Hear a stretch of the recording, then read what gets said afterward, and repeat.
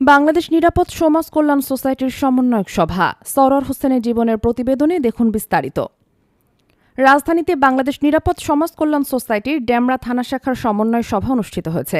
৫ জুলাই ২০২৫ তারিখ সন্ধ্যা ৭ ঘটিকায় ডেমরা থানাধীন সানারপাড় পদ্মকুড়ি স্কুল সংলগ্ন কার্যালয়ে এই সভা অনুষ্ঠিত হয়।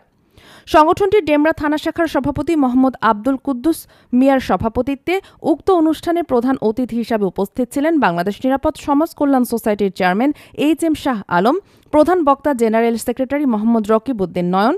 এ সময় বিশেষ অতিথি হিসাবে আরও উপস্থিত ছিলেন কেন্দ্রীয় নির্বাহী কমিটি মুখপাত্র মুস্তাফিজুর রহমান চৌধুরী সুমন, কোষাধ্যক্ষ সাখাওয়াত হোসেন শামীম, অন্যতম সদস্য শাহজালাল, অন্যতম সদস্য মেহেদী হাসান জীবন, অন্যতম সদস্য মোহাম্মদ আলী মণ্ডল, অন্যতম সদস্য হাজী মোহাম্মদ ইব্রাহিম খলিল সহ স্থানীয় নেতৃবৃন্দ।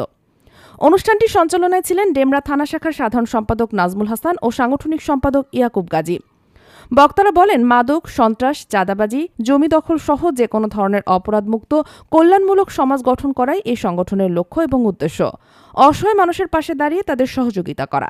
বাংলাদেশ নিরাপদ সমাজ কল্যাণ সোসাইটির চেয়ারম্যান এইচ.এম. শাহ আলম বলেন, এই সংগঠনের কোনো সদস্য যদি হাঁস, মুরগি, গবাদি পশু ও মৎস্য খামার দিতে চায় তাহলে সংগঠনের পক্ষ থেকে তাকে আর্থিক সহযোগিতা করা হবে।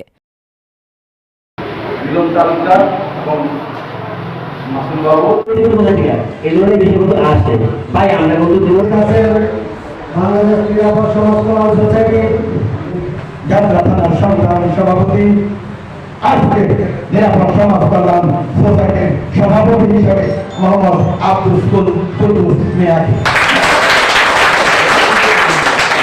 আমি সাধারণ সম্পাদক হিসাবে নিরাপদ সমাজ কল্যাণ সোসাইটি ডেমরা থানার সাধারণ সম্পাদক হিসাবে ঘোষণা করছি নাজমুল হাসান। আমি সাংগঠনিক সম্পাদক ডেমরা থানা নিরাপদ সমাজ কল্যাণ সোসাইটির সাংগঠনিক সম্পাদক হিসাবে ইয়াকুব গাজী সাহেবকে সাংগঠনিক সম্পাদক আমি সাংগঠনিক সম্পাদক হিসাবে ঘোষণা করছি লোকমান হোসেন। বাকি সবাই সভাপতি এবং সাধারণ সম্পাদক সমন্বয়ে ওনাদের সাথে আলাপ আলোচনা করে নিরাপদ সমাজ কল্যাণ সংগঠনের পতাকার তলে আবদ্ধ হবেন এই কামনা করে আমি আমার কমিটি ঘোষণা এখানে সমাপ্ত করলাম। ধন্যবাদ।